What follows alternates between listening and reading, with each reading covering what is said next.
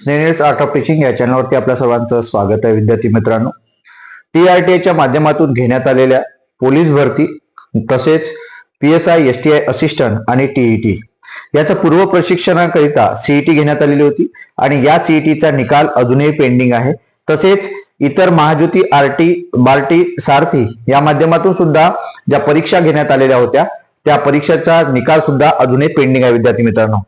परंतु आपण हा जो व्हिडिओ बनवता या व्हिडिओमध्ये आपण माहिती देणार आहोत की TRTA माध्यमातून ज्या आदिवासी विद्यार्थ्यांची आदिवासी बांधवांचा या ठिकाणी निवड होणार आहे किंवा त्यांना संस्था अलॉट होणार आहे त्यावेळेला संस्थाचे जे काही डॉक्युमेंट व्हेरिफिकेशन आहे किंवा संस्थामध्ये आपण जेव्हा ऍडमिशनला जातो तेव्हा आपली व्हॅलिडिटी जी आहे ती अत्यंत महत्वाचं कागदपत्र आहे, जे जात वैधता प्रमाणपत्र आहे आणि या कागदाशिवाय तुम्हाला त्या ठिकाणी प्रवेश दिला जाणार नाही.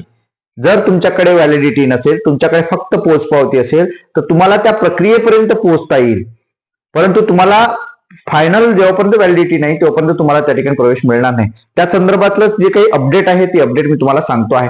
तत्पूर्वी माझ्या चॅनलला आपण पहिल्यांदा आले असाल तर माझ्या चॅनलला सबस्क्राईब करा, जेणेकरून येणारे जे अपडेट्स असतील ते अपडेट आपल्या चॅनलवरती आपण कायमस्वरूपी देत असतो.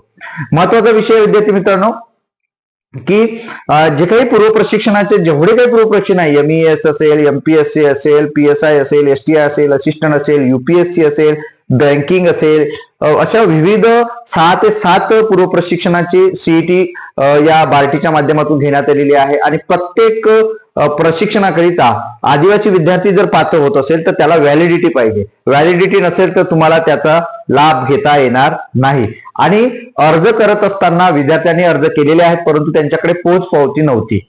आता राहिला मुद्दा की मागच्या वेळेला पहिलं हे सत्र होतं जे 6 महिन्यासाठी विद्यार्थ्यांना पूर्व प्रशिक्षण देण्यात आलेलं होतं, पहिली वेळ होती, त्यामुळे तेवढं काही नव्हतं, चालून गेलेलं होतं आणि आयुक्तालयाच्या माध्यमातून ही जी व्हॅलिडिटी आहे व्हॅलिडिटीचं पत्र भारूड साहेबांनी काढलेलं होतं की जेवढे काही विद्यार्थी TRTA माध्यमातून जे प्रशिक्षणासाठी अर्ज करत आहेत त्या सर्वांच्या व्हॅलिडिटी जात वैधता प्रमाणपत्र निकाली काढा. हे जेवढे काही संशोधन समित्या होत्या संपूर्ण महाराष्ट्रातील त्या सर्व समित्यांना लेटर पाठवलं होतं आणि त्यांनी तुरंत 7-7, 8-8 दिवसामध्ये आपल्या विद्यार्थ्यांच्या व्हॅलिडिटी निघल्या होत्या.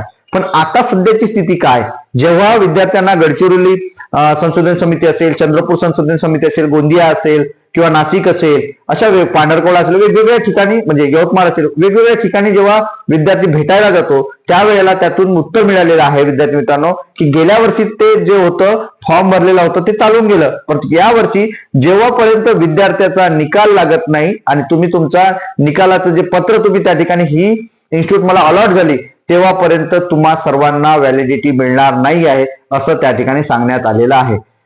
कारण खूप ज्या विद्यार्थ्यांनी फॉर्म भरलेला आहे त्या सर्व विद्यार्थ्यांच्या फाईल किंवा त्या विद्यार्थ्यांच्या केसेस तिथं पेंडिंग आहे.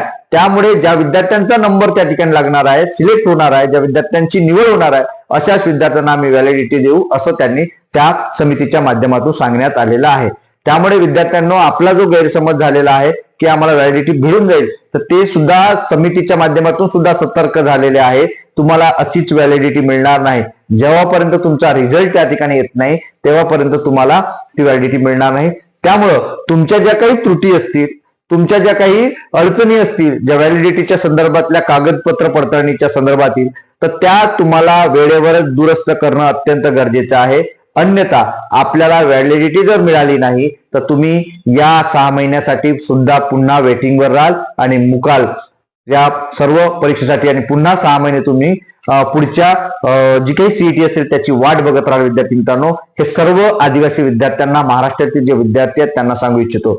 आणि ज्या विद्यार्थ्यांनी अजूनही अर्ज भरलेला नसेल, ज्यांना याबद्दल काहीच माहिती नव्हती, जे आतापर्यंत ते झोपलेले होते अशा विद्यार्थ्यांना जागे व्हा जे 12वी पास झालेले आहे आणि या पूर्व प्रशिक्षणाच्या माध्यमातून आदिवासी विद्यार्थ्यांकरता शासनाच्या माध्यमातून आलेली ही योजना आहे.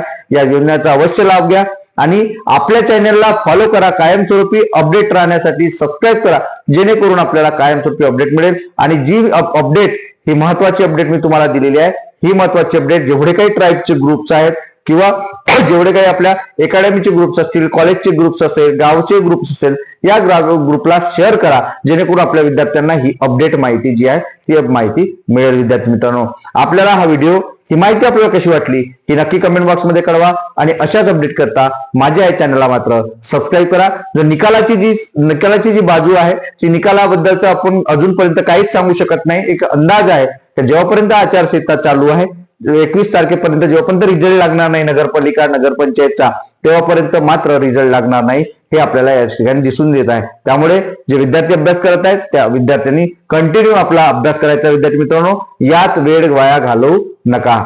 धन्यवाद.